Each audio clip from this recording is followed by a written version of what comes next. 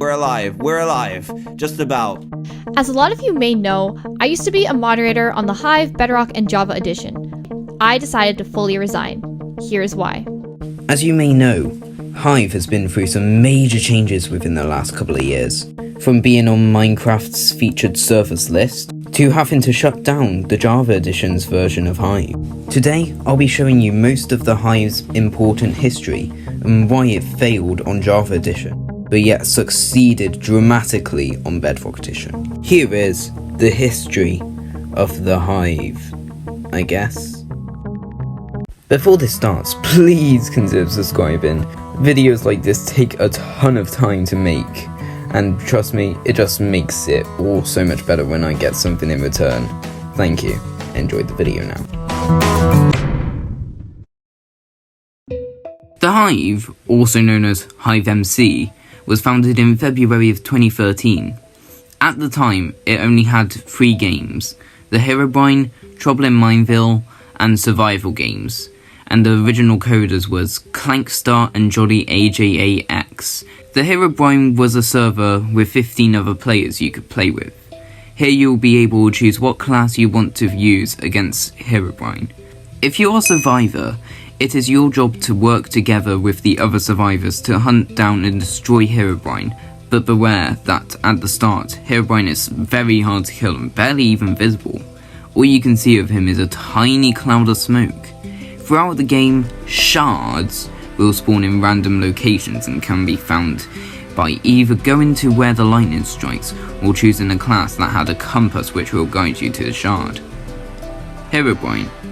If you're a Herobrine, obviously it's your job to eliminate all the survivors. Pretty simple. Next up, I'll be talking about Trouble in Mineville. Trouble in Mineville is a Minecraft game mode based off of a popular Gmod game, Trouble in Terrace Town. At the beginning of a round, you are given 60 seconds to find weapons and prepare to defend yourself. Once this period is up, you'll be given a role: innocent, traitor, or detective. And this part is where the fun begins. If you're an innocent, it is your job to survive. Traitors will be out to get you, so trust no one. If you feel sure that someone is being a traitor, then kill them. When all traitors are dead, the innocents win the game. But be careful. Traitors will only have one goal: to kill everyone and the detective. Do anything it takes to complete your goal, but be careful. If you get spotted murdering someone, you'll be killed. Being a successful traitor is a fine art that takes a while to develop. Detectives are the final piece of the puzzle. You have the ability to kill someone. If you right click on a dead body, you'll be given a death report. Save all the innocents and kill the imposter among us. Yeah, I'm sorry, I'm very sorry about that. Hide and Seek is a game that requires a skill set only real ninjas have. When you join Hide and Seek, you'll be given the option to vote for a map. Once the map has finished, 25 seconds before the game starts, a compass will appear in your inventory. This compass brings up a nifty section of blocks that you can be on the map. Make sure to pick one, otherwise we'll have to pick one randomly for you. Once the game has started, you have a grace period to find your hiding spot before the seeker is released. Hurry and think smart. Make sure you look like you're meant to be there. Once the round has started, you'll be given a wooden sword to ward off any seekers that get nearby. But be careful. If they spot you, you're dead. If you're a seeker, however, from the beginning of the game, or because you've died, it's your job to find blocks. However, think about your attacks carefully, as you have a stamina bar that limits how many blocks you can try and damage. Around here, the Hive had 100,000 unique players, which is already insane, and 24 more games were released later. They even done collaborations with people like Sonic on Death Run, and we'll actually get back to that later since they've done an hour day collab. Now, within the time from 2013 to 2015, a lot had changed. The player count went from 100,000 unique players to 7 million. Just to put that in estimate, at the time, that was 1/3 of Java's entire portion of players. Think about that. That's crazy. A lot of popularity actually came from the new game mode called Death Run. Whilst Death Run was already a thing, Hive had made it newer and better Instead of having super basic maps with sandstone walls and such, they actually repopularized it by having actual builds and really interesting maps to play. As I just said, they done a collab with Sonic and such on Death Run, so that was even cooler. And also another game came out which was incredible called Block Party. Block Party was a stand-on colour mini-game, but with a twist. You could actually choose music that was made by them, by official artists and music creators. Here is one of my favourite pieces of Hive's music.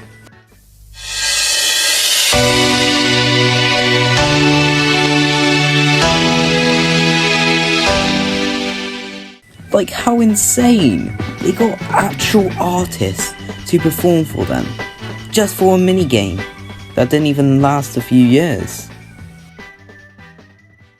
Whilst everybody thought the Hive was doing better than ever, there was something going on behind the scenes.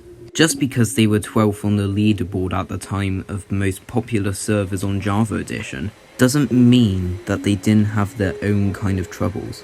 Skip to 2017, and Minecraft at Minecon have an announcement. It turns out Hive MC will be coming to the Bedrock Edition.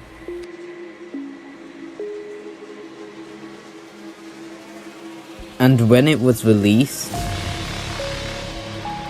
let's just say it was very popular.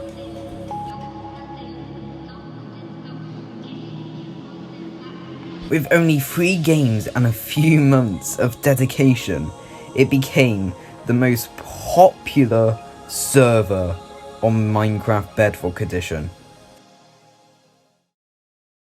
And with this came an influx of new and incredible creators I just want to mention. Here are some of them: Skyela, Evident, Diecies, Dannyisdahdomb, Fowben, MJ Owns You, Swimfam, Hive Grinder 20, and so many more.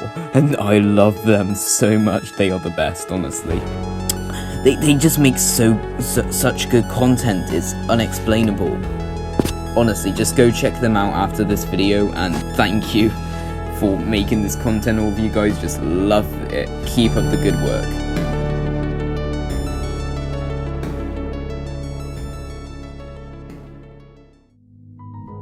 Whilst Bedrock Edition was literally over the moon, Java wasn't doing as well, as the Bedrock Edition had 30,000 players on average every day.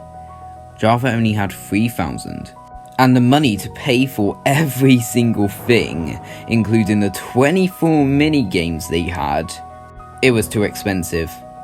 And sadly, within April of 2021, Java Edition had shut down forever.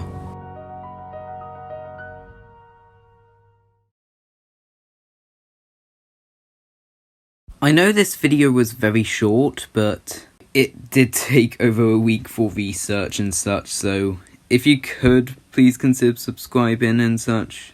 It'd be very helpful for me. Anyways, if this helped you, thank you, and bye bye.